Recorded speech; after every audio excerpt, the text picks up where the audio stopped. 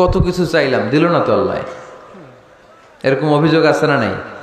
কেমন করে এই দোয়াটা করলে দোয়া কবুল হয়, কখন করলে কবুল হয়, এটার প্রসিডিউরটা কি, what is the mechanism two be accepted hour সাপ্লিকেশন, কেমন করে কবুল হবে, আজকে এই মেকানিজমটা একটু আমরা জেনে যাব ইনশাআল্লাহ। পড়েন, রাজি আছেন তো সবাই? মানুষের তাকদীরের কোনো চেঞ্জ হয় না। আত-তাকদীরু লা ইয়ারুদ, তাকদীরের কোনো চেঞ্জ হয়? মহাবিশ্ব সৃষ্টির 50,000 বছর আগে আমাদের তাকদীর লিখে রেখেছে কে? আল্লাহ। এই তাকদীরের কোনো চেঞ্জ নাই। এজন্য আমরা বলি খাইরিহি ওয়াল কদর খাইরিহি ওয়া শাররিহি মিনাল্লাহি তাআলা। এই তাকদীরের ভালো হোক চাই মন্দ হোক সব লিখে রেখেছে কে? আল্লাহ। এটার কোনো চেঞ্জ নাই, এটার কোনো সাধারণত রদবদল নাই, এটার কোনো পরিবর্তন নাই। আত-তাকদীরু লা ইয়ারুদ্দু ইল্লা বিদ-দুআ।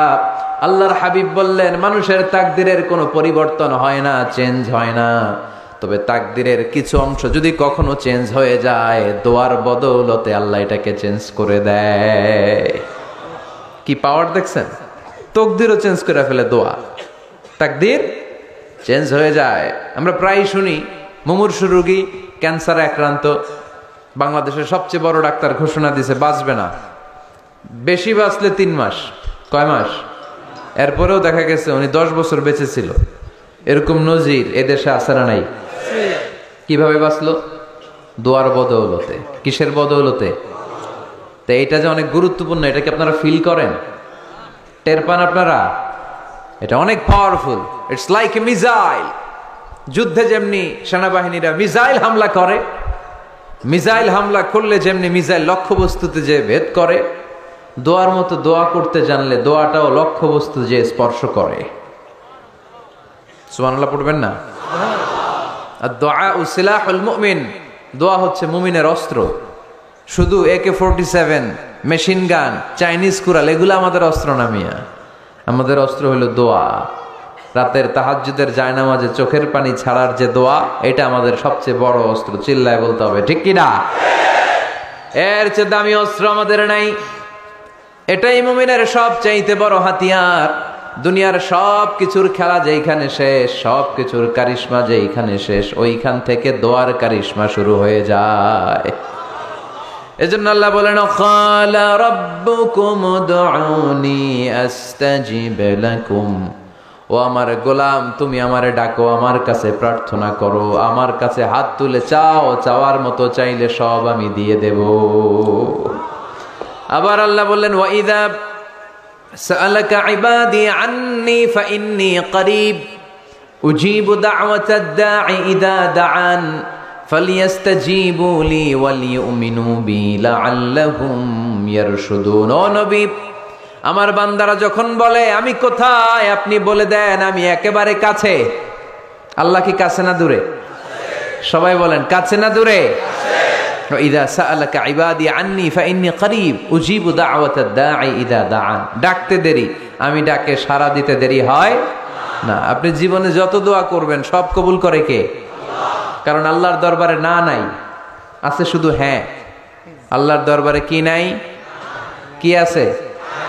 তাড়িয়ে দিতে তিনি জানেন না, ফিরিয়ে দিতে তিনি জানেন না। আমরা মাঝে মাঝে ফিরিয়ে দেই না, বাধ্য হই অনেক সময় ফিরিয়ে দিতে। আল্লাহ তাআলা ফিরিয়ে দেন না। কোন ফরিয়াদির ফরিয়াদকে তিনি ফিরিয়ে দেন না, তিনি সব সময় অ্যাকসেপ্ট করেন। চাইলেই লাভ, চাইলেই আল্লাহ কবুল করে।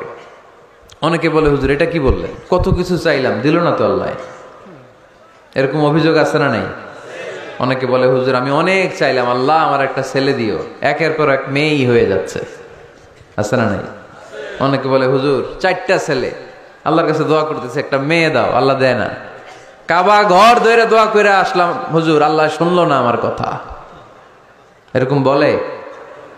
ইউসুফের খিলে এরকম কেউ বলে? আছে, অনেকের আফসোস।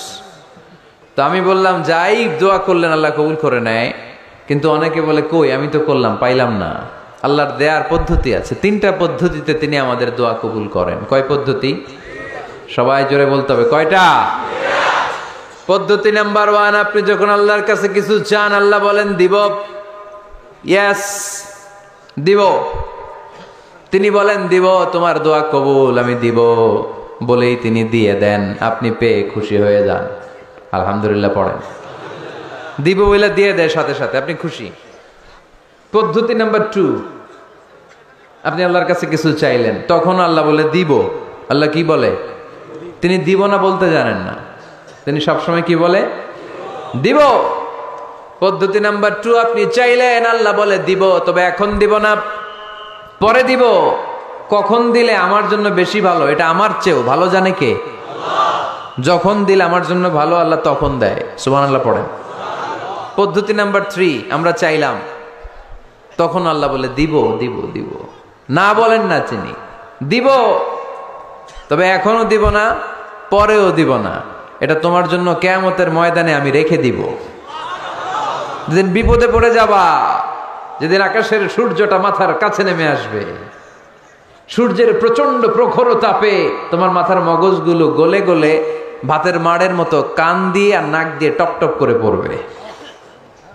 তৃষ্ণায় ক্ষুধায় পেরেশানিতে জিহ্বাটা বের হয়ে কুকুরের মতো নাভি স্থল পর্যন্ত ঝুলতে থাকবে। পীর সাহেব মুরিদরে চিনবে না, মুরিদ পীর সাহেবরে চিনবে না, দলের নেতা কর্মী চিনবে না, দলের কর্মী নেতা চিনবে না, মা তার মেয়েকে চিনবে না, বাবা তার ছেলেকে চিনবে না, বন্ধু তার বন্ধুকে চিনবে না। ওই কঠিন দিন আমি তোমার এই দোয়ার বদৌলতে বাঁচায়া দেব। আল্লাহু আকবার। এজন্য আল্লাহ বলেন, আমার কাছে চাও, চাওয়ার মতো চাইলে আমি সব দিয়ে দিতে পারি। কেউ ফিরে না খালি হাতে, কেউ ফিরে না খালি হাতে, আল্লাহরে তোর দরবারেতে। সবাই পড়েন, কেউ ফিরে না। এই কথাটা 100% ঠিক না? 3টা সিস্টেমে কেউ খালি হাতে ফিরছে? প্রথমে সাথে সাথে দিলেন, এরপরে দেরি করে দিলেন, তারপরেরটা তিনি রেখে দিলেন। সুবহানাল্লাহ বলেন। এজন্য এখন থেকে বেশি বেশি কি করব? কি করবেন? কার কাছে চাইবেন? কবুল করবে উনি? বিশ্বাস হয়? সন্দেহ লাগে? লাগে লাগে? কবুল করবে কে? সব নবীরা চেয়েছেন একজনের কাছে, তিনি কে? সব আল্লাহর ওলিরা চাইতেন একজনের কাছে, তিনি কে? আমরাও চাইব একজনের কাছে, তিনি কে?